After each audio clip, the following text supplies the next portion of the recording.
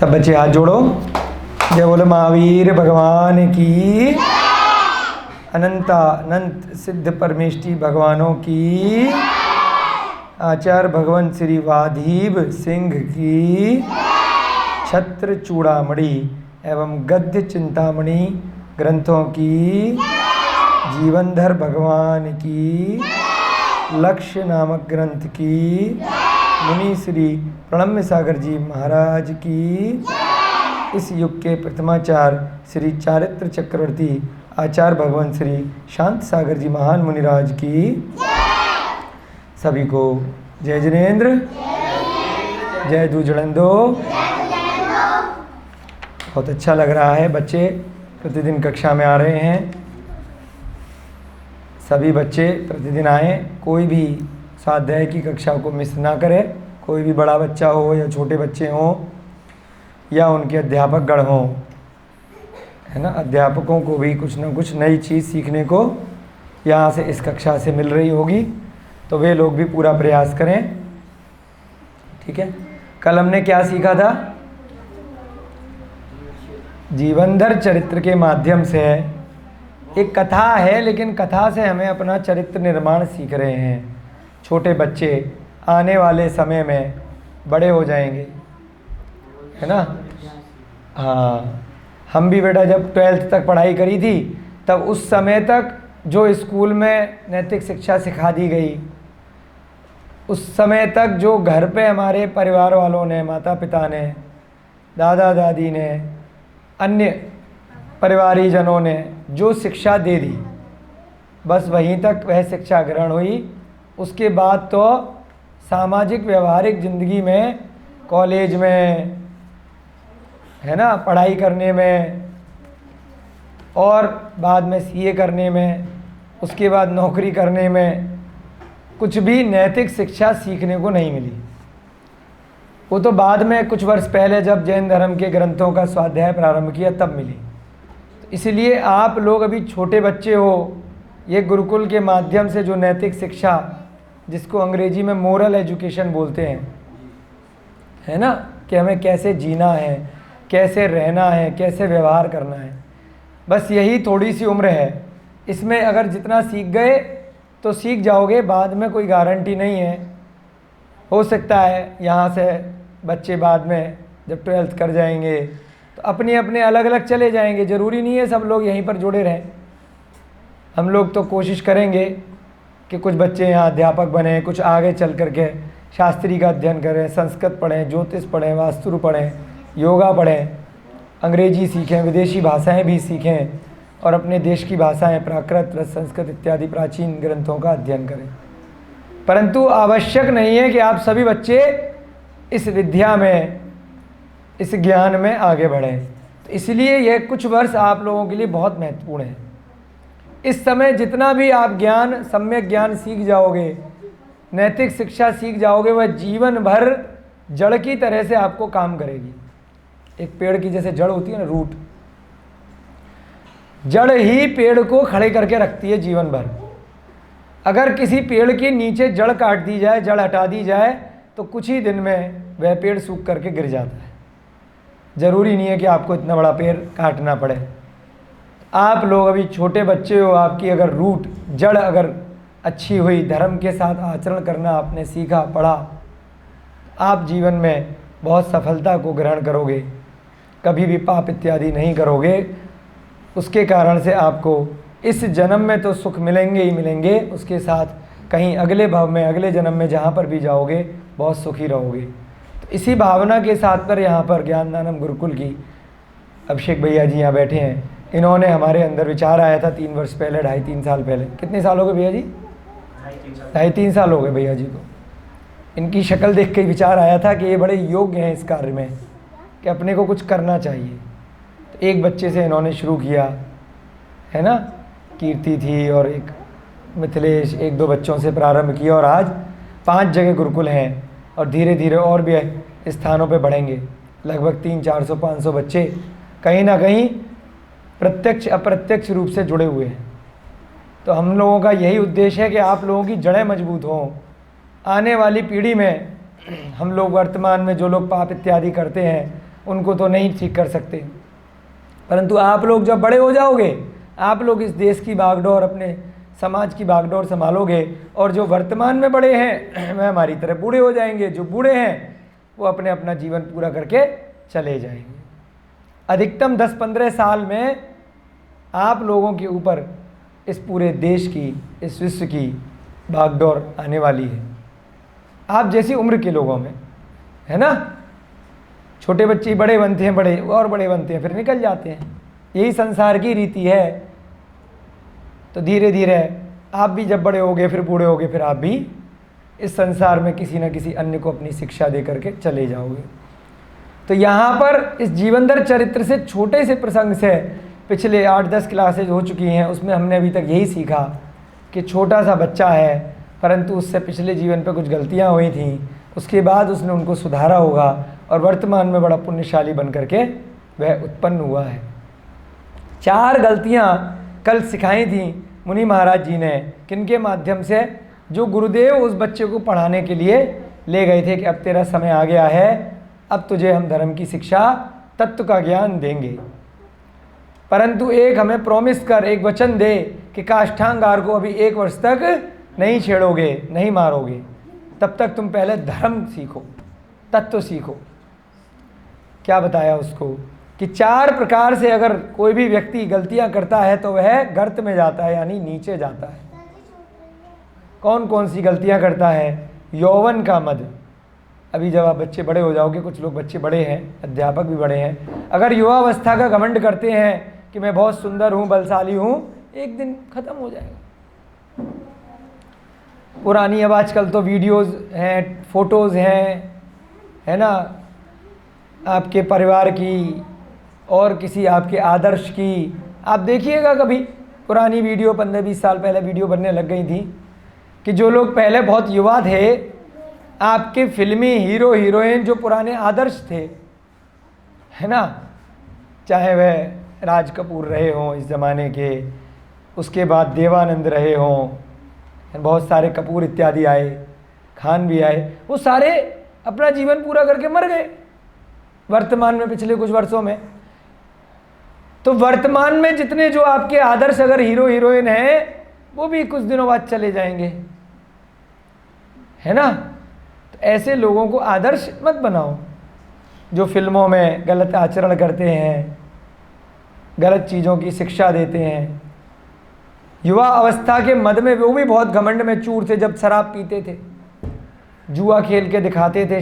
फिल्मों में क्या सीन दिखाते हैं? जुआ खेल रहा है, हीरो जीत रहा है, शराब पी पी करके स्टाइल मार रहा है ना। अरे उसने किया तो हम भी करेंगे। तो आप लोगों ने युवा अवस्था में यदि उनको कॉपी किया, वो लोग तो बेटा चले गए, आप भी चले जाओगे। यदि सौंदर्य का आपने घमंड किया, मैं बहुत सुंदर हूँ, तो वह भी बहुत गलत होगा। ऐश्वर्य का आपने घमंड किया कि मेरे पास बहुत धन वैभव है, बहुत रुपया पैसा है, वह भी आपको नीचे ले जाएगा। बलवत्ता का भी घमंड किया, बलवान हूँ, मैं किसी को भी मार सकता हूँ, बहुत शक्तिशाली हूँ, तो वो भी आपको गर्त में ले जाएगा। एक सूत्र कल लास्ट में आया था, भवाब्धे स्तार को गुरु, संसार समुद्र से तारने वाले गुरु होते हैं। भव माने संसार, इस भव से निकालने वाले। भवाब्धे स्तार को गुरु, भवों से पार तार लगाने वाले गुरु होते हैं। गुरु सही शिक्षा देते हैं, तो इसलिए गुरु का पद बहुत महत्वपूर्ण है। अगर गुरु शिक्षा भले ही अच्छी दें, अगर खुद का कैरेक्टर कुछ ना कुछ गड़बड़ है, कभी शराब पीते हुए बच्चों ने देख लिया, तो बहुत गड़बड़ है। तो इसलिए गुरु किसको कहा जैन धर्म में? देव शास्त्र गुरु। आम गुरुओं को गुरु नहीं बोला, देव को यानी अरिहंत भगवानों को, शास्त्र माने जिनवाणी को, और गुरु माने जो अरिहंत भगवान के पद पर चल रहे हैं, निर्ग्रंथ साधु हैं, उनको गुरु बोला। और उनके नीचे भी वहाँ तक पहुँचाने के लिए श्रावक हुए, अन्य पंडित इत्यादि हुए, उनको भी गुरु कथनचित रूप से कह सकते हैं कि उन्होंने भी अगर उनकी वाणी में कुछ हेर फेर नहीं किया और अणुव्रत इत्यादि भी ले रखे हैं, कुछ ना कुछ चरित्र में स्वयं भी पालन कर रहे हैं, है ना, चाहे आर्यका माता जी इत्यादि हुए, क्षुल्लक क्षुल्लिका इत्यादि भी हुए, है ना, कोई विद्वान श्रेष्ठी जन श्रावक भी हुए। जैसे यहाँ पर ये तपस्वी हैं, ये तपस्वी पहले मुनि महाराज थे, परंतु वर्तमान में रोग होने के कारण से श्रावक बन गए हैं, फिर भी अपने व्रतों का पालन कर रहे हैं। तो ये भी एक तरह से कथनचित गुरु हुए। पर उत्तम गुरु कौन है? उत्तम गुरु जो निर्ग्रंथ हैं, जो 28 मूल गुणों का पालन कर रहे हैं। मध्यम थोड़े क्षुल्लक अलग इत्यादि हो गए। जगन्य रूप में जो श्रावक इत्यादि जो गुरु हैं, जो उस मार्ग पर किसी न किसी रूप में चल रहे हैं, जिन्होंने व्रतों को ग्रहण कर लिया है। आगे की कथा प्रारंभ करते हैं। आप बच्चे लोग बहुत ध्यान से सुनिए।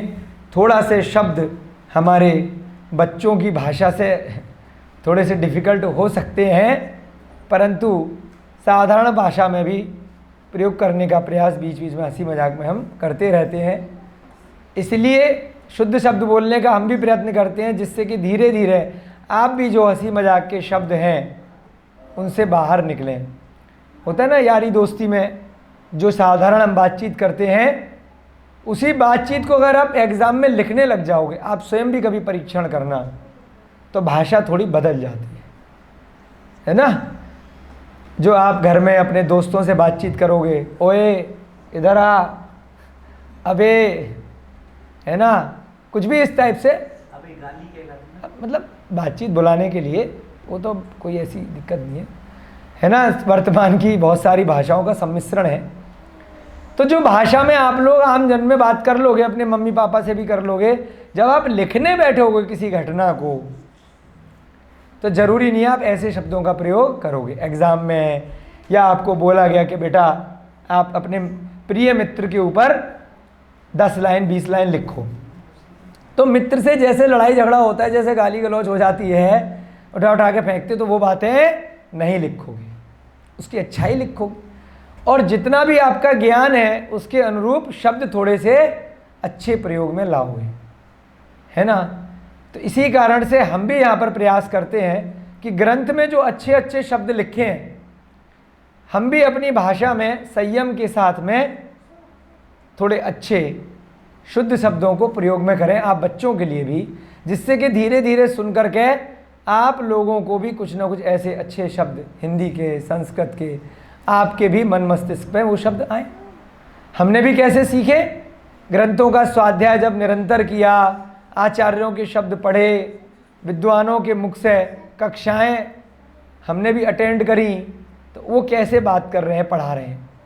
उस प्रकार से आप लोग भी अगर भविष्य में अध्यापक बने, टीचर बने, तो आप लोगों को भी आपस में अकेले अकेले जब वो बातचीत होती है उसमें शब्द अलग होते हैं। जब आप कहीं पढ़ाएंगे स्टेज पे खड़े होकर के, तो अपने आप से आपके शब्द परिवर्तित हो जाएंगे, थोड़े बदल जाएंगे। इसी कारण से ज़रूरी नहीं है कि सब छोटे बच्चों को हमारी भाषा समझ में आए, परंतु फिर भी हम कुछ ना कुछ प्रयास ऐसा करते हैं कि हंसी मजाक के माध्यम से बीच बीच में वर्तमान में जो प्रचलित थोड़े बहुत इंग्लिश के शब्द हैं उनका भी बीच बीच में प्रयोग करने का प्रयास करते हैं, जिससे कि कुछ ना कुछ बच्चों को समझ में आ जाए।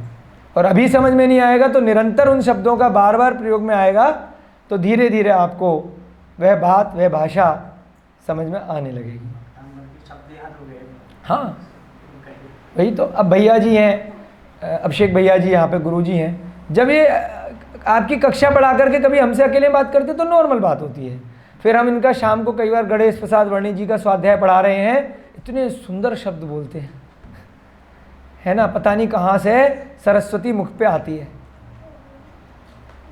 है ना। तो वही चीज़ हम आप लोगों को, बच्चों को बता रहे हैं। अगर किसी को लगे कि सारी बातें ऊपर से जा रही हैं, कोई बात नहीं, थोड़ा बहुत तो समझ में आ रहा होगा, कुछ तो आएगा।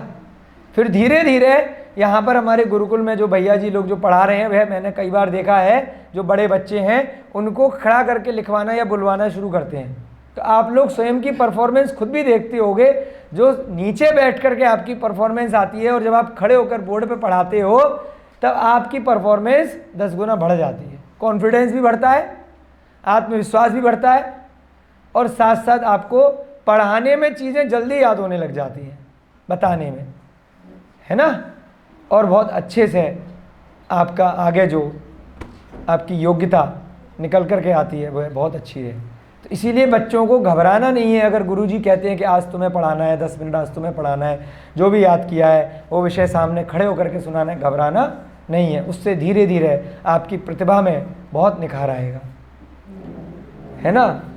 इसी प्रकार से यहाँ पर अब हम आगे बढ़ते हैं। पुण्यवान जीव को यौवन, सौंदर्य, ऐश्वर्य और बलवत्ता सभी चीज़ें मिलती हैं, किंतु वह विवेकी होने से इसका स्वरूप समझकर आत्महित से वंचित नहीं रहता है। क्या कहा? जो पुण्यशाली है, पिछले भव से जिसने अच्छे कर्म किए हैं तो वह इस भव में सुंदर भी होगा, समझ रहे हैं। और दूसरा, युवा भी दिखेगा ज़्यादा समय तक, कोई रोग भी नहीं होगा, ऐश्वर्य भी होगा, उसके पास पैसा भी होगा। कहाँ से? पुण्य के कारण से पिताजी अमीर मिलेंगे उसको, है ना। और बलवान भी होगा, हम तो नहीं है लेकिन जो पुण्यवान होगा बहुत उसको होगा, है ना। इतना आया कि जो तीर्थंकर वाले जो लोग होते हैं ना, या जो मोक्षगामी लोग होते हैं, उन्हें क्या बोला? चरम शरीरी होंगे, है ना, यानी कि उस भव से मोक्ष जाएंगे, अंतिम भव होगा। दूसरा क्या बोला? एक 6 प्रकार का सहनन होता है, उसमें वज्र, वृषभ, नाराज सहनन होगा। बोलो, वज्र, वृषभ, नाराज सहनन, यानी कि सुडौल शरीर, वज्र जैसा कठोर शरीर नहीं, सुडौल शरीर बोलते हैं। सम चतुष संस्थान, उसे बोलते हैं सुडौल। सब चीज़ बिल्कुल बैलेंस, सम चतुर संस्थान। ये सहनन होता है 3 प्रकार से, वृषभ, नाराज, है ना, वज्र, वृषभ, नाराज, सहनन, ठीक है। यानी कि शरीर की जो हड्डियां हैं, शरीर में हड्डियां होती है ना, एक वज्र धातु होती है, उस धातु इतनी कठोर होती है कि उसको कोई दूसरी चीज़ तोड़ नहीं सकती। पत्थर सब, हीरा सबसे कठोर वज्र धातु, उसको कोई तोड़ नहीं सकता, है ना। यानी कि हड्डियां पूरी की पूरी वज्र की हैं शरीर में, ठीक है ना। साथ साथ जो जॉइंट है ना, हड्डियों के जॉइंट, जहाँ से ये जॉइंट होता है, हाथ घूम रहा है, ये कलाई घूम रही है, गर्दन घूम रही है, हड्डियों के जॉइंट होते हैं। बड़ा वैज्ञानिक है जयेंद्र, ये भी वज्र के होते हैं, है ना। जो नसें इत्यादि होती हैं सब, वो सब है भी वज्र की। इतना भयंकर उनका शरीर होता है। का शरीर भी वज्र पे सब, नाराज का नहीं था। हाँ, मतलब हो सकता है, होता तो मरते नहीं, आयु पूरी होने पे तो सबको जाना है। देखो युद्ध में, मतलब हाँ, भरत और बाहुबली दोनों वज्र, वृषभ, नाराज सहनन वाले थे, इसलिए दोनों मरने वाले नहीं, है ना। इतना कठोर शरीर होता है कि वह बहुत बलवान होते हैं। किसी को भी मार दें, दीवार पे घूसा मार दें तो दीवार टूट जाए, लोहे पे मार दें तो लोहा टूट जाए। इस प्रकार से उनका सहनन होता है। 6 प्रकार के सहनन होते हैं। तत्वार सूत्र की कक्षा में विशेष रूप से इसका हमने वर्णन पहले किया हुआ है ना, बड़े बच्चों को अलग से बताएंगे। तो अभी इतना समझ लीजिए कि सहनन इतना ज़बरदस्त होता है, और ये सहनन सर्वश्रेष्ठ सहनन होता है, वज्र, वृषभ, नाराज सहनन, ठीक है। याद कर लेना, ये छोटे छोटे से नाम बीच बीच में बताते हैं ग्रंथों से। बोलो, वज्र, वृषभ, नाराज सहनन, हाँ, ठीक है ना। तो इस प्रकार से सहनन मिलता है। तो बलवत्ता भी मोक्षगामी जीवों की बहुत ज़्यादा होती है, लेकिन वो उसका अब यहाँ पे क्या लिखा, किंतु वह विवेकी होने से इसका स्वरूप समझकर आत्महित से वंचित नहीं रहता है। क्या कहा भैया जी ने? रावण का उदाहरण दिया, वह विवेकी नहीं था, इस कारण से सब सहनन मिलने के बाद भी यौवन भी अच्छा था, सुंदर भी था, वो टीवी पे दिखाया होगा वैसा था नहीं, ठीक है ना। उसको बहुत सारी विद्याएं भी थी, बहुरूपणी विद्या भी उसने सिद्ध कर ली थी, ऐश्वर्य भी बहुत था, विद्याधरों का राजा था, बहुरूपणी विद्या सिद्ध करी थी उसने, कितने भी रूप बना सकता है। ठीक है, 10 तो कहने में आते हैं, दशानन उसके बहुत सारे रूप थे। पद्म पुराण में आया है उसका नाम दशानन इसलिए आया कि जब जन्म लिया था तो बहुत सारे कांच टूट गया था, तो उसमें उसके 10 सिर, जैसे होता है ना एक कांच दर्पण टूट जाए तो कई सारे मुख दिखाई देने लगेंगे टूटे हुए दर्पण में, इस कारण से उसके बहुत सारे मुख दिखाई दिए थे, तब उसका नाम दशानन पड़ गया था। वो टीवी इत्यादि में दिखा दिया कि 10 सिर हैं, ऐसा कुछ नहीं था। ठीक है ना, एंटरटेनमेंट। परंतु जो मोक्षगामी जीव है, जीवंदर जैसे, राम जैसे, प्रद्युम्न जैसे, है ना, लवकुश जैसे, वो क्या कर रहे हैं, विवेकी हैं। उन्होंने समझ लिया कि ये 4 प्रकार से हमें चीज़ें मिली हैं, यौवन है, सौंदर्य है, ऐश्वर्य है और बलवान है, तो आत्महित से वंचित नहीं रह रहे, उसमें घमंड नहीं करते। सब कुछ अच्छा मिलने के बाद भी उसमें पागल पागल नहीं फिरते और अत्याचार इत्यादि नहीं करते किसी भी दूसरे जीवों पर। यह सब वस्तुएं जड़ यानी मूर्ख पर अपना प्रभाव रखती हैं। ये सब वस्तुएं अगर किसी पुण्य से आपको मिल गई, तो यदि आप मूर्ख हैं, जड़ बुद्धि हैं, है ना, दुष्ट स्वभाव के हैं, तब आपको घमंड आएगा। होता है ना, अरे इतना बड़ा नेता है, अत्याचार कर रहा है, इतना पैसे वाला है, इतना बड़ा विद्वान है, इतना बड़ा पंडित है, परंतु ये गलत काम कर रहा है। क्यों? क्योंकि विवेक ही नहीं है। उसको पुण्य से कुछ चीज़ें मिल गई, परंतु उसको पाप में बदल रहा है। एक शब्द आया, पुण्यानुबंधी पाप। बोलो, पुण्यानुबंधी पाप। पाप यानी पिछले भव में तो पुण्य किया था, समझ रहे हो सुलभ भैया, पिछले भव में हम सब ने पुण्य किया जिसके कारण से मनुष्य पर्याय मिल गई, है ना, परंतु अब उस मनुष्य पर्याय में अच्छा कुल मिल गया, रुपया पैसा मिल गया, बहुत सारी चीज़ें मिल गई। अब क्या करने लग गए, मांस खाने लगे, शराब पीने लगे, छोटे छोटे गरीब लोगों को सताने लगे, जानवरों को परेशान करने लगे, छल कपट करने लगे। तो उसे क्या कहा, पुण्यानुबंधी पाप। पहले के पुण्य के कारण तो अभी भोग रहे हो फल, परंतु अब क्या कर रहे हो भैया, पाप कर रहे हो। समझे? तो अगली बार कहाँ जाओगे, अब इसका फल मिलेगा। या तो इसी भव में कोई रोग लग जाएगा, बेमौत मारे जाओगे, नुकसान होगा, या फिर इस भव में अगर नहीं हो पाया तो अगले भव में नीचे की गतियों में चले जाओ। दूसरा शब्द आया, पापानुबंधी पुण्य। बोलो, पापानुबंधी पुण्य। पहले कोई पाप किया था जिसके कारण से गलत पर्याय मिल गई, बहुत गरीब बन गए, बहुत रोग हो गए, मनुष्य बनने के बाद भी ऐसे स्थान पर पैदा हो गए, ऐसे घर में जहाँ खाने को कुछ नहीं है, पहनने को कपड़े नहीं है, आतंकवाद चल रहा है, बम ब्लास्ट चल रहे हैं, सब लोग एक दूसरे को मार रहे हैं, खा रहे हैं। पाप के कारण से ऐसी जगह आ गए, परंतु वहाँ जाकर क्या किया, पुण्य कर डाला।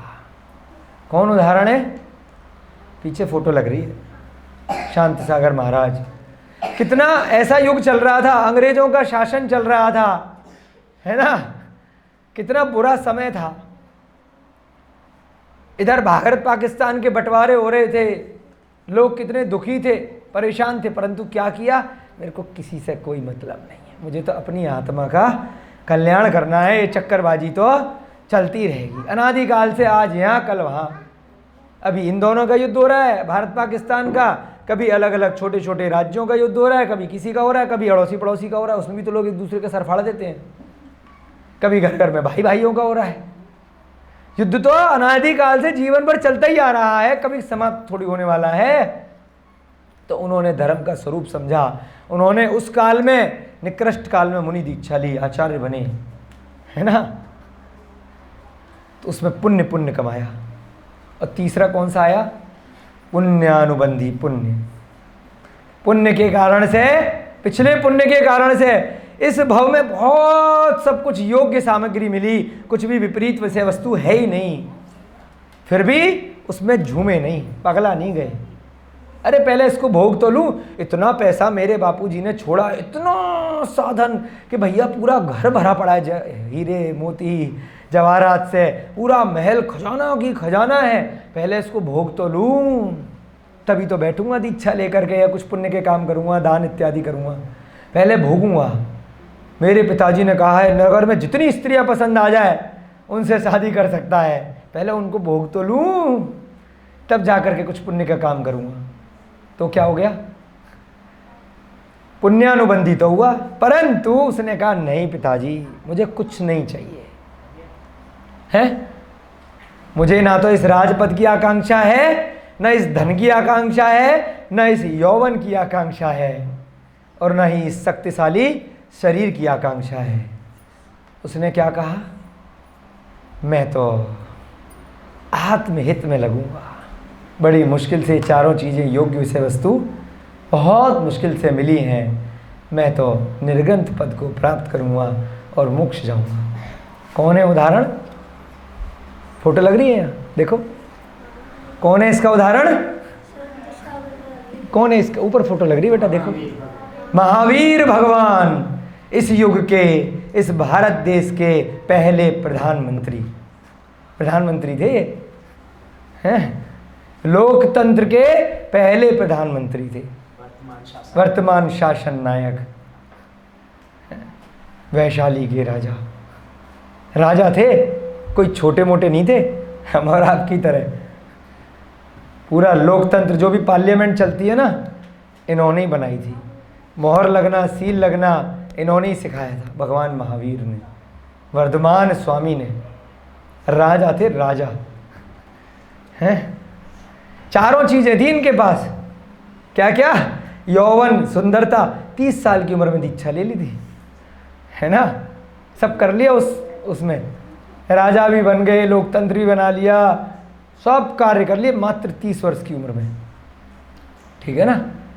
उसके बाद भी एक आए कालांतर में, जिनका उल्लेख हम कई बार सुनाते हैं कथाओं में, सम्राट चंद्रगुप्त मौर्य, बोलो सम्राट चंद्रगुप्त मौर्य। इनके बाद भी आए, सिकंदर को हराया था, सुना होगा ना सिकंदर का नाम, सम्राट चंद्रगुप्त मौर्य, पूरे विश्व को जीतने वाले सम्राट चंद्रगुप्त ने सिकंदर को हरा दिया, जिसने विश्व विजेता बना, उसको भी हरा दिया। उसके बाद क्या किया चंद्रगुप्त ने, कुछ नहीं चाहिए, वो भी दिगंबर दीक्षा लेकर के चंद्रगिरी पहाड़ श्रवणबेलगोला में, कर्नाटक प्रांत में चंद्रगिरी पर दीक्षा लेकर के मोक्ष नहीं जा पाए, क्योंकि अभी काल नहीं था, परंतु स्वर्ग में गए। उनके गुरु चाणक्य भी ऐसे ही दीक्षा लेकर के आगे समाधि मरण किया, स्वर्ग में गए। वर्तमान में भी कुंद स्वामी, उमा स्वामी, है ना, और पूज्यपाद स्वामी, ठीक है ना, भक्तामर स्तोत्र के रचयिता कौन है, आचार्य भगवत मांगतुंग स्वामी, और न जाने कितने हजारों, भद्रबाहु स्वामी की परंपरा में पुष्पदंत भूतबली से लेकर के बहुत सारे मुनि महाराज, वे सभी भी शांत सागर महाराज तक की परंपरा में, और वर्तमान में न जाने कितने मुनि महाराज निर्ग्रंथ मुद्रा को धारण करके धर्म की चर्या का पालन कर रहे हैं।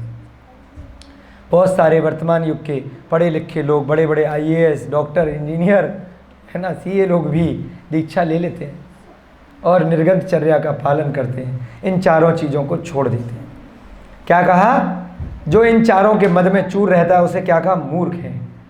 मूर्ख के ऊपर वह प्रभाव छोड़ती है, अन्य के ऊपर नहीं छोड़ती। जैसे बुलबुला जल के ऊपर रहता है, बुलबुला देखा है ना, पानी के ऊपर, पानी के अंदर नहीं जाएगा। जैसे बुलबुला पानी के ऊपर रहता है और क्षण भर में अपनी उन्नति दिखा करके विलीन हो जाता है, क्या बात करें, वैसे ही इन नश्वर वस्तुओं का स्वरूप है। समझा, कितनी बढ़िया बात लिखी है महाराज जी ने यहाँ पे। जैसे बुलबुला होता है ना जल के ऊपर, कितनी देर रहता है, क्षण भर, और कितने घमंड में रहता है कि बाल्टी में सबसे ऊपर हूं मैं, बाकी सारा पानी मेरे नीचे है। जैसे राजा सबसे ऊपर हूं मैं। कितनी देर का राजा रहता है वर्तमान में? प्रधानमंत्री कितनी देर के रहते हैं भाई साहब? हैं 5 साल। दोबारा इलेक्शन लड़ना पड़ेगा, दोबारा बनना है तो। राष्ट्रपति कितने दिन के, सरपंच कितने दिन के, अध्यक्ष कितने दिन के, कहीं के भी मॉनिटर कितने दिन के क्लास के हैं, प्रिंसिपल कितने दिन के। अरे लेकिन घमंड है। एमएलए एमपी कितने दिन के। ऐसे इतना बढ़िया उदाहरण दिया है, प्रयोग करेंगे इसको। जैसे बुलबुला कुछ क्षण भर के लिए उस बाल्टी में, मग्गे में सबसे ऊपर रहता है और अपनी उन्नति दिखा करके कुछ क्षण भर विलीन हो जाता है, उस जल में समाप्त हो जाता है, वैसे ही इन नश्वर वस्तुओं का स्वरूप है। नश्वर माने जो वस्तुएं तुरंत नष्ट हो जाती हैं। हमने आपको उदाहरण में बताया था कि अभी छोटे छोटे बच्चे हो, डरना मत, धीरे धीरे बड़े हो गए, फिर बूढ़े हो गए, फिर सत्य है बच्चों। पहले दिन से, पहले क्षण से सत्य आपको पता होगा तो घमंड नहीं करोगे रुपए पैसे का, यौवनता का। 4 दिन की चांदनी, बोलो 4 दिन की चांदनी, फिर अंधेरी रात। चांदनी का मतलब जिस दिन चंद्रमा पूर्णिमा पे होता है कुछ दिन तक रहता है थोड़ा सा रोशनी, फिर अंधेरी, फिर अमावस्या आएगी बाद में। तो उस 4 दिन की चांदनी में बहुत घमंड मत करना। ऐसे युवावस्था है। अरे मेरे जैसा सुंदर युवती या युवक इस संसार में कोई नहीं होगा, तो घमंड मत करना। जो भी है बेटा एक दिन झड़ जाएगा, तुम भी बूढ़े होगे, शरीर में झुर्रियाँ पड़ जाएंगी, बाल सफ़ेद हो जाएंगे। हमारे होने लग गए, इसलिए हम अनुभव के आधार पे बता सकते हैं। पहले हमें भी था 15-20 साल पहले, जैसे दोबारा ये युवावस्था आएगी नहीं। इतने युवावस्था के मद में होता ही है, सबके साथ एक न एक बार होगा कि किसी को कुछ भी नहीं समझोगे, अपने माँ बाप को, बूढ़े लोगों को, किसी को भी। फिर ये जो ग्रंथ है ना छोटे छोटे से, ये आपको बचाएंगे उस मद से। पढ़ाया गया है, बताया गया है, समझाया गया है। अनुभव की बजाय स्वयं के अनुभव से, पहले भी बोलते हैं हम ये डायलॉग, स्वयं के अनुभव से कुछ सीखने में उम्र कम पड़ जाएगी, क्योंकि बुढ़ापा तो आ ही जाएगा। उसके बाद क्या सीखोगे? दूसरे लोगों के अनुभवों से सीखो जो पहले से ही बूढ़े हो चुके हैं, है ना। उससे सीख लोगे तो जल्दी आगे बढ़ जाओगे। स्वयं के अनुभव से सीखोगे तो दोबारा तो मौका मिलेगा नहीं। स्वयं की ठोकर खा के तो सभी सीख लेते हैं, दूसरों की ठोकर खा के आप सीख लो कि बेटा इस मार्ग पे जाओगे तो ठोकर मिलेगी, है ना। तो इसलिए इन ग्रंथों को पढ़ाया जा रहा है।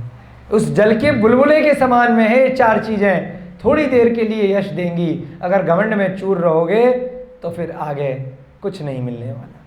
राजा उन जड़ वस्तुओं से सहित होने पर भी तेजस्वी प्रकृति का होता है। ये सब कौन बता रहा है? वह तपस्वी उस जीवन दर को शिक्षा दे रहे हैं। उसके माध्यम से हम यहाँ पर बैठे हैं, ग्रंथ में से वो चीज़ आपको रिपीट कर रहे हैं कि वहाँ पर किसको शिक्षा दी गई है? जीवन दर को शिक्षा दी गई है। आगे के लिए उस 1 साल के लिए पक्का कर रहे हैं कि बेटा काष्ठांगार से युद्ध मत बाद में करना, पहले पक्के हो जाओ।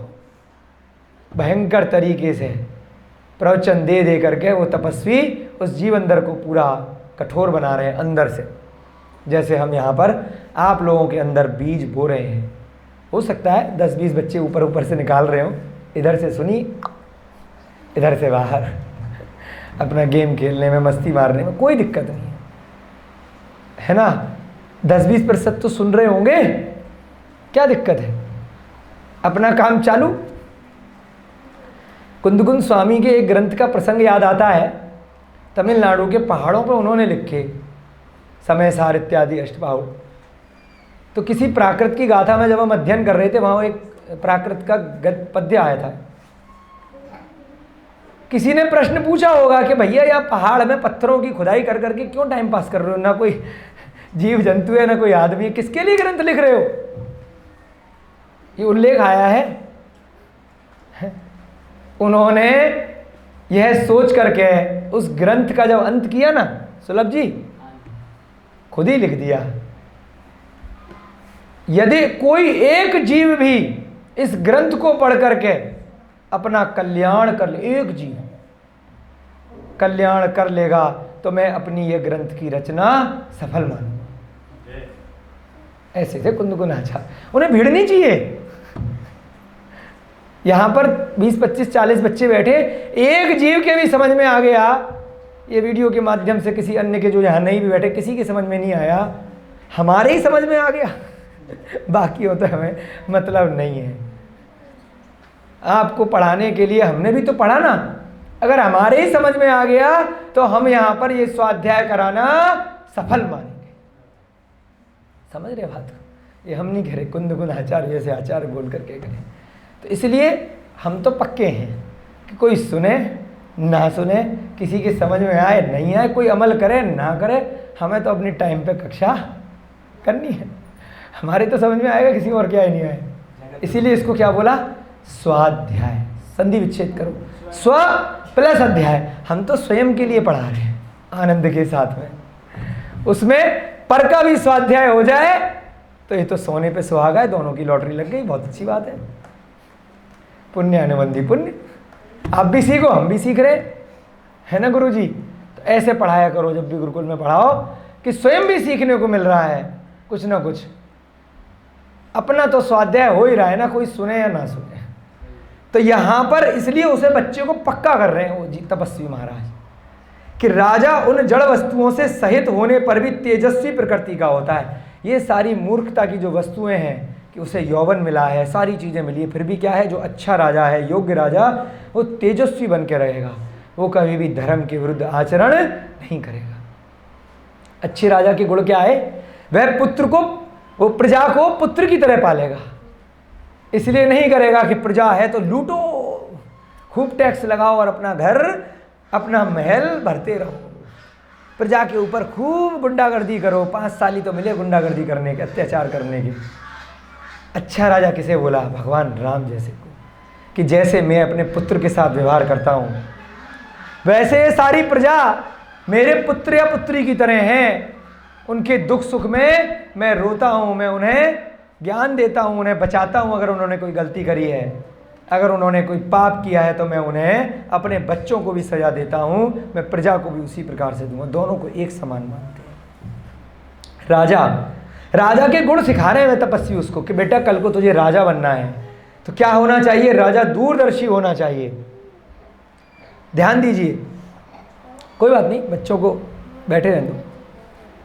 गुरुजी सुनिए राजा के गुण। कल को आप भी अगर अगले भव में या इस भव में राजा बने या कहीं के अध्यक्ष बने, किसी संस्था को बड़े पद पे संभाले, नेता बने, तो क्या लिखा? राजा दूरदर्शी होना चाहिए, दूर की सोचने वाला, उद्दंड प्रकृति वाले मंत्रियों पर अंकुश रखने वाला। कोई बदमाश मंत्री है उसकी टीम में, है ना, जैसे काष्ठांगार बदमाश था लेकिन उसका राजा सत्येंद्र उसको समझ नहीं पाया, तो उन पे अंकुश रखना, यानी कि उनको कंट्रोल रखना। अंकुश क्या होता है? कंट्रोल करना। एक अभी कुछ वर्षों पहले हमें अंकुश एक शब्द सुनने को मिला। हाथी को कोई एक ऐसे भाला से चुबा रहा था, तो हमने कहा क्या चुबा रहे? उसने कहा अंकुश है। तो एक नुकीली सी कील होती है, हाथी को कंट्रोल करने के लिए महावत इत्यादि कई बार परेशान करते हैं, अत्याचार करते हैं, करना नहीं चाहिए, है ना। तो इसलिए उसका नाम भी अंकुश बोलते हैं, छुपाते रहते हैं। हाँ है, डंडे के आगे लगा के, जिससे कि वो सीधा चलता रहे, ऑर्डर मानता रहे, तो उसे भी अंकुश इसीलिए बोलते हैं, कंट्रोल में रखने के, भाला टाइप का। और अपराधी को दंड देने वाला। अब राजा यदि अपराधी को दंड नहीं देगा तो बाकी जितने अच्छे लोग हैं वो नाराज हो जाएंगे। हर अपराधी को माफ़ कैसे कर सकता है? किसी को तो जेल में डालेगा ना। ये थोड़ी क्षमादान क्षमादान रोने आ गया, है ना, क्षमादान। इसलिए आया शास्त्रों में इसी कारण से कि राज पद पे रहकर कभी भी मोक्ष प्राप्त नहीं किया जा सकता। राजा के पद पर रहकर नीचे की गति ही मिलती है। इसी कारण से चाणक्य के पिता ने बचपन से ही ठान लिया था कि मैं अपने बच्चे को राजा नहीं बनने दूंगा। उसमें राजयोग था। चाणक्य का जब हाथ दिखाया था, उसकी जब पत्री बनवाई तो उसके मुंह के दोनों दांत तोड़ दिए उसके पिता ने बचपन में, कि उस समय का विधान था कि दांत टूटे हुए वाले को राजा नहीं बनाते। क्यों तोड़े? क्योंकि राजपद पर अगर मेरा बेटा चला गया तो नरक नहीं चला जाए कहीं।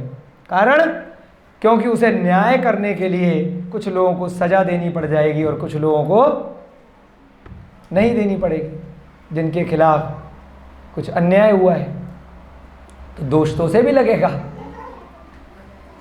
तो इस कारण से राजपद भी भगवान महावीर को छोड़ना पड़ा, भगवान राम को छोड़ना पड़ा, भगवान दशरथ को छोड़ना पड़ा। राजा के पद पे रहते हुए उस राजमहल में दीक्षा लेकर के मोक्ष नहीं जा सकते, नियम है, सब चीज छोड़नी पड़ेगी। थोड़ी है अपने राजमहल में इतना आहार है, सब चीज़ है, काहे इतना उपवास करो। यहीं पर इतनी सारी रानियां हैं, हजारों, रोज आहार लगा देंगी, एसी कूलर चलता रहेगा, पंखे से 24 घंटे हवा होती रहेगी, बढ़िया दीक्षा रहेगी, बढ़िया तपस्या करेंगे बिना किसी कष्ट के। क्यों भैया जी, राजमहल में बैठ के भी दीक्षा ले सकते हैं क्या राजा? है, बाहर निकलना पड़ेगा, घर का त्याग करना पड़ेगा, मोह का त्याग करना पड़ेगा। इसी कारण से शायद कहा है मुनि महाराज हमेशा निरंतर विहार करते रहें, जिससे कि एक स्थान से उन्हें मोह नहीं हो।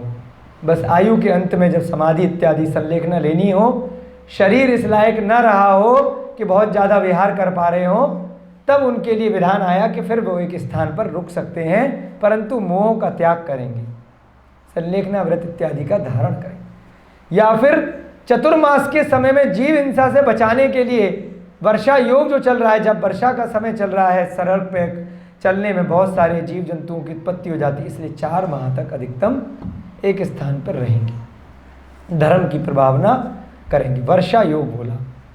अन्यथा बहुत ज़्यादा दिन एक स्थान पर नहीं रहेंगे, थोड़े थोड़े दिन तक प्रवास कर सकते हैं, है ना। तो ऐसे ही राजा को क्या करना है, अपराधी को दंड देना चाहिए, न्याय प्रिय होना चाहिए, यानी कि रिश्वत लेकर के न्याय नहीं करना चाहिए राजा को, चाहे रिश्वत ले या फिर ये मेरा गृहस्थ का भाई बंधु है, मेरा सगा संबंधी है, मेरा खुद का बच्चा है, मेरी धर्मपत्नी है ना, तो इसके साथ मैं क्या करूँगा, थोड़ा सा सेटिंग रखूँगा, यानी कि उसी अपराध के लिए इसको मैं सज़ा नहीं दूंगा, और अन्य कोई बाहर का व्यक्ति है उसको सज़ा दूंगा, जान पहचान वाला है, मेरा यार दोस्त है ना। एक उदाहरण आता है, पर्वत और नारद नाम के 2 दोस्त थे, उनका उदाहरण आता है ना। तो इस दोस्ती में उन्होंने क्या किया, एक शब्द आया वैदिक ग्रंथों में, अज, क्या शब्द आया, अज। यह परीक्षा हुई कि अज का मतलब बकरा होता है या धान होता है। तो दोस्ती निभाने के लिए अज का मतलब उसने क्या बोला, राजा ने बकरा बोल दिया, और सत्यवादी राजा था, उसका सिंहासन हवा में रहता था, परंतु दोस्ती निभा दी, है ना। बकरे की बलि को जायज़ ठहरा दिया, हवन कुंड में सूखा हुआ धान देने की बजाय दोस्ती निभाने के लिए बकरे का अर्थ बता दिया। क्या हुआ, नरक गया, सीधे वहीं की वहीं उसका सिंहासन जमीन में धंस गया, सीधे 7वें नरक गया। और ऐसा कहते हैं, तब से प्रथा चल गई कि वेदों में आज भी उस कारण से बहुत सारे अज्ञानी लोग उस शब्द को मान करके बकरे की बलि इत्यादि होम में, यज्ञ कुंड में हवन कर देते हैं। परंतु ऐसा भी उल्लेख आया ना कि उसने असत्य कहा था, दोस्ती निभाई थी। तो इसीलिए जो भी जज है वर्तमान में, चाहे माता पिता के रूप में जज हुए, या स्कूल में टीचर के रूप में जज हुए, या हाई कोर्ट सुप्रीम कोर्ट के जज हुए, या फिर नीचे की जो कोर्ट होती हैं उसमें जज हुए, सरपंच हुए, उनको कभी भी अपनी जाति वाले के साथ, अपने दोस्त यार के साथ में यदि वह क्या करते हैं, सेटिंग करके रखते हैं और उनका गलत पक्ष ले लेते हैं, जबकि वह गलत है ये जान रहे हैं, या रुपए पैसे की रिश्वत ले लेते हैं और उसके बाद में वह गलत निर्णय दे देते हैं, तो उन्हें क्या बोला? न्याय अप्रिय है, न्याय सही से नहीं कर रहे। तो अच्छे राजा के गुण क्या बताए यहाँ पर? कि सही न्याय करना है ना, जो आपका जानकार है या किसी तरह से आपके साथ उसका कुछ भी फायदा होने वाला है, निष्पक्ष होकर के आपको निर्णय करना है बिना किसी पक्ष के, तभी प्रजा उसकी वृद्धि की कामना करती है। प्रजा भी उसी राजा के साथ में रहती है जो राजा न्यायप्रिय होता है। कुल परंपरा का वहन करने वाला क्षत्रियोचित गुणों से सुशोभित राजा प्रजा के हृदय में देवता की तरह वास करता है। क्षत्रिय का मतलब बताया था ना, जो छत्र बन के रक्षा करे अपनी प्रजा की, छाता बन के, छत्र का मतलब छाता, तभी से बना क्षत्रिय। ढाल टाइप से क्षत्रिय जो सभी जीव जंतुओं की, अपनी प्रजा की छाता बन के रक्षा करे। छत्र बोलते हैं प्राकृत में छाते को, उसका यहाँ पर हिंदी में छत्र बन गया धीरे धीरे, है ना। क्षत्रिय मतलब जो प्रजा की रक्षा करे, ना कि प्रजा को मारे, उनको सताए। तो देवता बन के रहता है ऐसा राजा। जब भगवान राम वनवास के लिए गए तो सारी प्रजा रो रही है, ऐसा क्या है भाई? वर्तमान में कोई राजा अगर गद्दी से उतर जाए, सारी प्रजा पार्टी करती है, झंडे ले लेके, अरे हमारी पार्टी जीत गई, वो पार्टी हार गई। खूब बैंड बाजा बजते हैं, लड्डू बांटे जाते हैं अगर सरकार हार जाती है। समझ रहे बात को? क्यों? क्योंकि वर्तमान में किसी भी सरकार से कोई भी प्रजा खुश नहीं है। कहीं ना कहीं प्रजा को किसी ना किसी रूप में कष्ट है। किसी एक पक्ष को तो सुख है जिसका उनसे काम चल रहा है, तो दूसरा पक्ष दुखी, कोई धरने पे बैठा है, कोई नोट कमा रहा है। राम राज्य में क्या था? सब लोग सुखी थे, केवल दुखी कौन था? जो व्यक्ति उद्दंड प्रकृति वाला है, अपराधी है। जिसने अपराध नहीं किया वो दुखी नहीं है, उसको सही न्याय मिल रहा है। निकटस्थ जन राजा को सम्मान भी दें और उसकी तेजस्विता से अभिभूत रहें, यही राजा की सफलता है। जो उसके आसपास रहने वाले लोग हैं वह उसको सम्मान की दृष्टि से देखते हैं। राजा बसु की तरह अपनों के व्याह मोह में अन्याय असत्य को बढ़ाने वाला नरकगामी और अपयश का भागी होता है ना। राजा वसु का उदाहरण दिया था ना, उसने भी क्या किया था? जैसे अभी पर्वत, नारद, वसु, इन सब की कथाएं हैं बहुत सारी, कि अपनों के व्याह मोह में अन्याय किया, असत्य को बढ़ाया और बाद में क्या गया? नरक गया। और अपयश यानी कि यश का विपरीत उसको बुराई मिली। किंतु राम की तरह अपनी पत्नी को भी त्याग देने वाला न्यायप्रिय राजा मोक्ष मार्गी और यश को धारण करता है। राम की बहुत लोग बुराई करते हैं कि उन्होंने अपनी पत्नी की कितनी परीक्षा ली, है ना। पहले गर्भवती पत्नी को, सीता को जंगल में छोड़ा जबकि उसके पेट में बच्चा था, लवकुश के रूप में।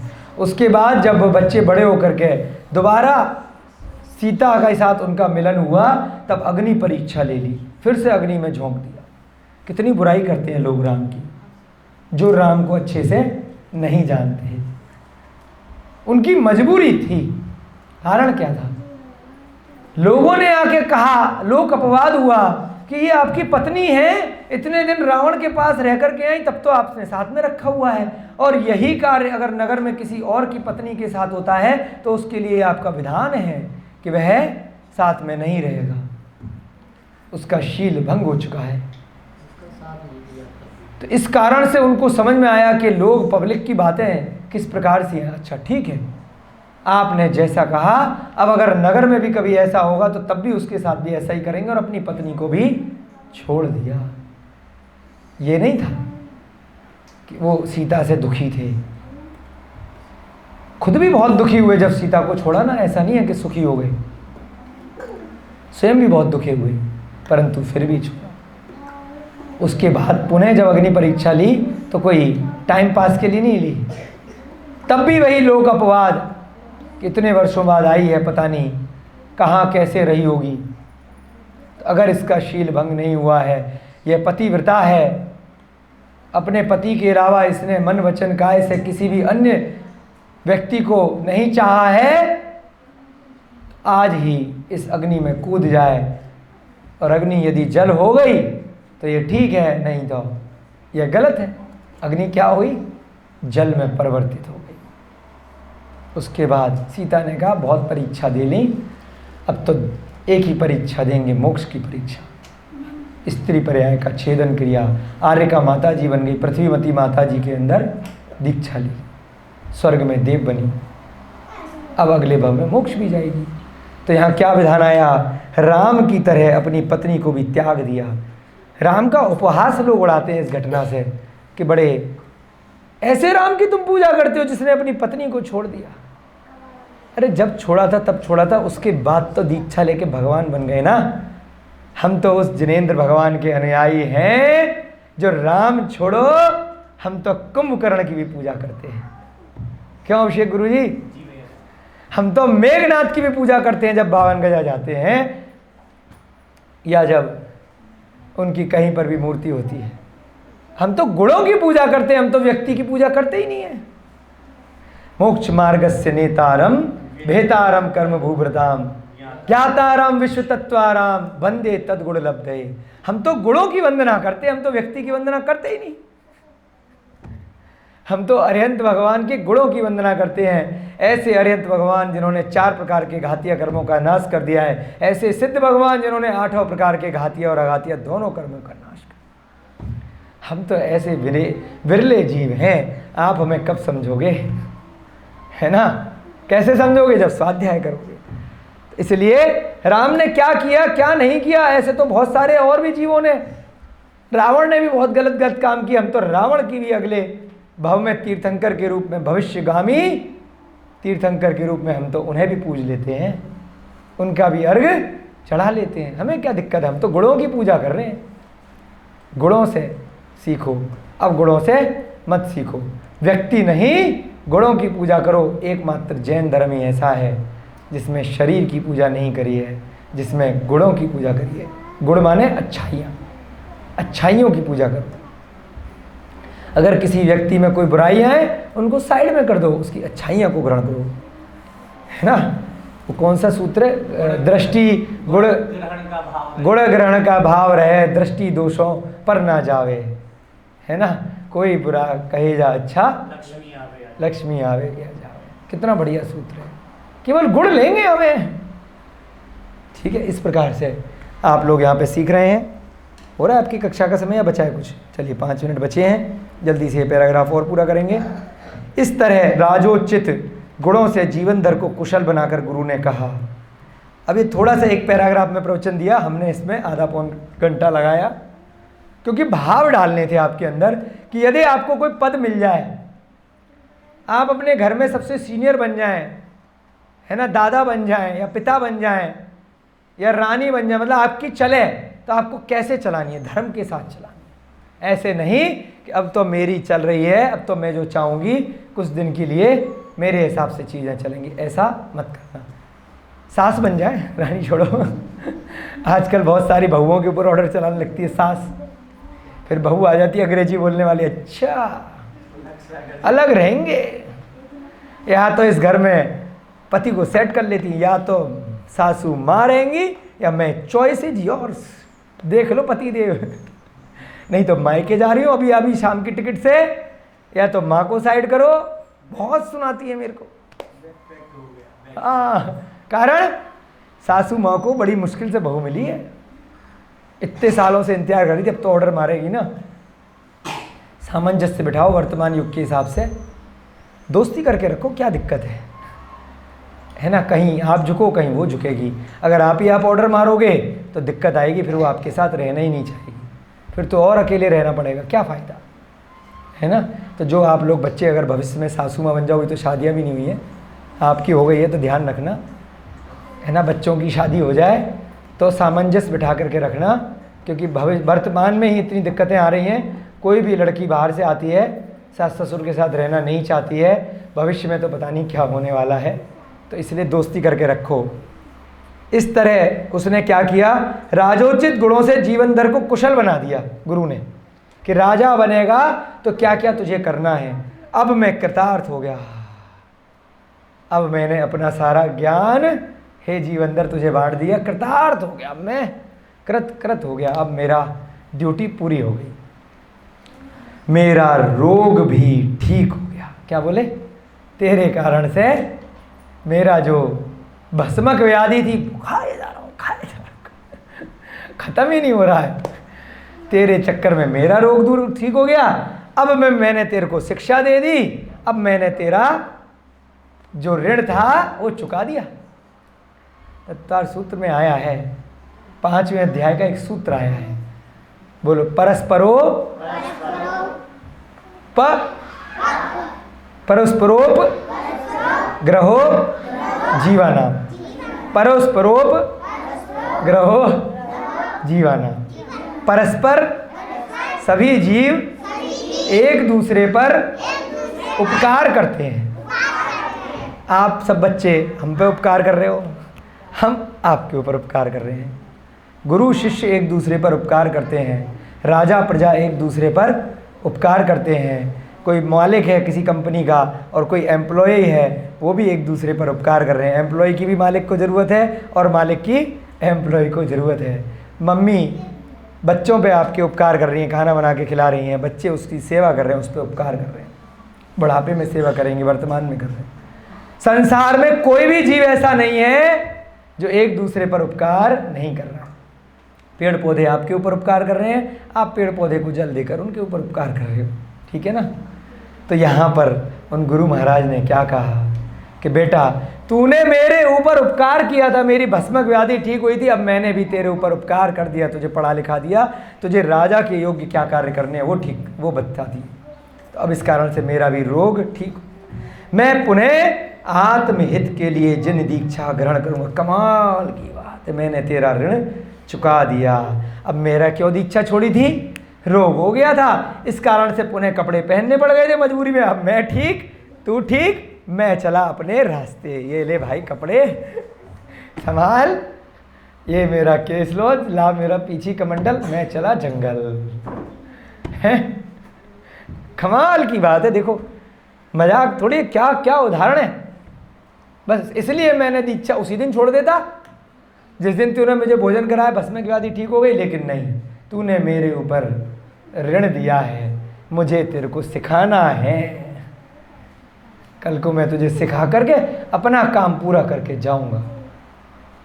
जीवनधर यह बात सुनकर गुरु स्नेह से शोकाकुल उठे। अब वो रोने लगा, नहीं गुरुजी, नहीं गुरुजी, लेकिन जान लिया कि ये तो आत्महित के लिए, इनका तो राजा पद छोड़ करके इसलिए थोड़ी टाइम पास करने आए थे।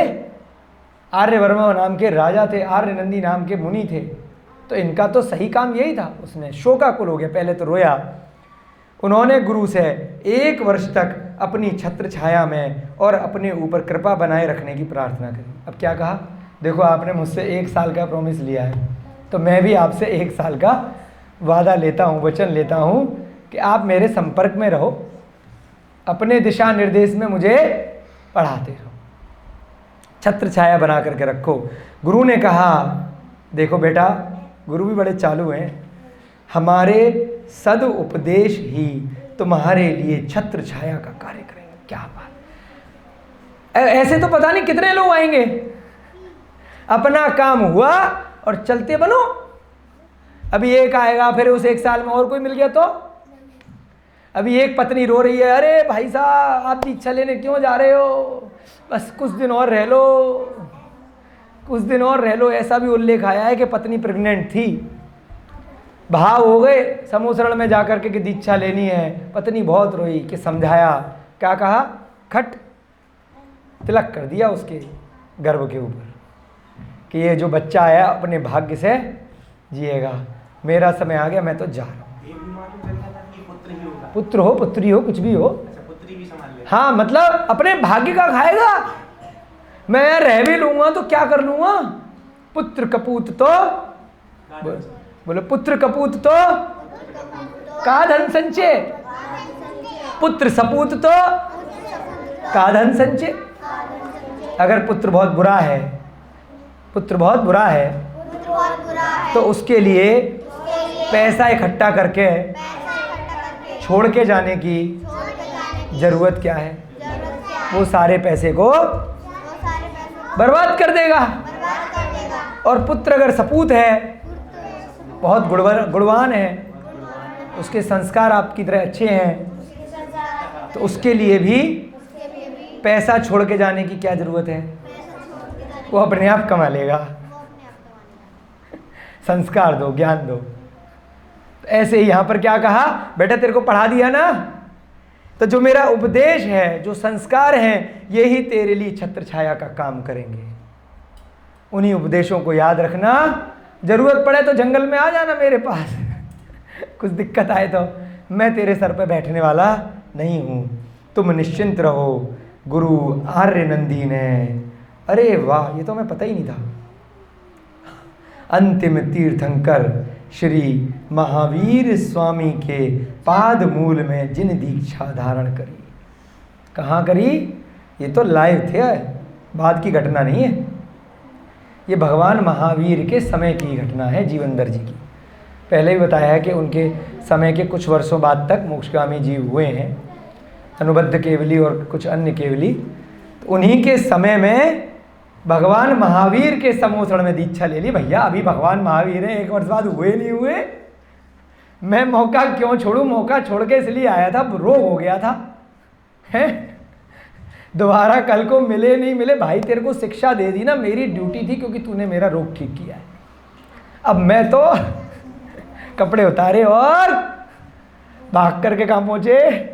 सीधे भगवान महावीर के पास, और वहाँ जा कर के दीक्षा ले ली। गजब! तप करते हुए कुछ समय में ही उन्होंने केवल ज्ञान प्राप्त कर मोक्ष प्राप्त कर लिया। गजब! इनका भी नाम है केवल ज्ञान में भगवान महावीर के बाद, खाली जम्बू स्वामी नहीं है भाई साहब। अनुबद्ध केवली 3 थे, गौतम गणधर, सुधर्माचार्य और जम्बू स्वामी। इनके बीच में बहुत सारे केवली हुए, एक नाम और आ गया, कौन? आर्य नंदी। ठीक है ना, इन्होंने भी मोक्ष प्राप्त तभी कर लिया। आप लोग भी इसी प्रकार से, इस भव में तो थोड़ा सा कष्ट है, अगले भव में मोक्ष प्राप्त करें, परंतु इस भव में प्रारंभ कर सकते हैं सीढ़ी चढ़ना। यही हमारी भावना है। आपकी कक्षा का समय हो रहा है, बहुत अच्छे से आपने राजा बन जाओ, बड़े पद पे आ जाओ, उसमें क्या योग्य और अयोग्य कार्य है आज की कक्षा में ये सीखा। और उसके बाद जैसे ही वह गृहस्थ का कार्य पूरा हो जाए, तुरंत भाग लो। कहाँ भागो? जहाँ मौका मिले दीक्षा ले लो, व्रतों को ले लो। जीवनधर स्वामी और समन्वय स्वामी को एक सा रोग था। हाँ, उसी टाइप का भस्मक रोग है। समन्वत बाद के हैं, ये पहले के हैं। ये भगवान बन गए, वो शायद भगवान नहीं बने, वो बाद के हैं। उनके तो ग्रंथ हमें मिलते हैं, वो तो जब से लेखनी प्रारंभ हो गई उस काल के हैं समन्वत स्वामी। इनके समय तक तो लेखनी थी नहीं, लिखने की कला प्रचलित नहीं हुई थी। चलिए, महावीर भगवान की, अनंत सिद्ध परमेष्टि भगवानों की, लक्ष्य नामक ग्रंथ की, जीवनधर भगवान की, मुनि श्री प्रणम्य सागर जी महाराज की, आचार्य भगवान वादीव सिंह की, छत्र चूड़ामणि, गद्य चूड़ामणि ग्रंथों की सभी को सादर जय जिनेन्द्र। इस युग के प्रथमाचार्य चारित्र चक्रवर्ती आचार्य भगवान शांति सागर जी महान मुनिराज की जय। दूजड़न दो आज के आनंद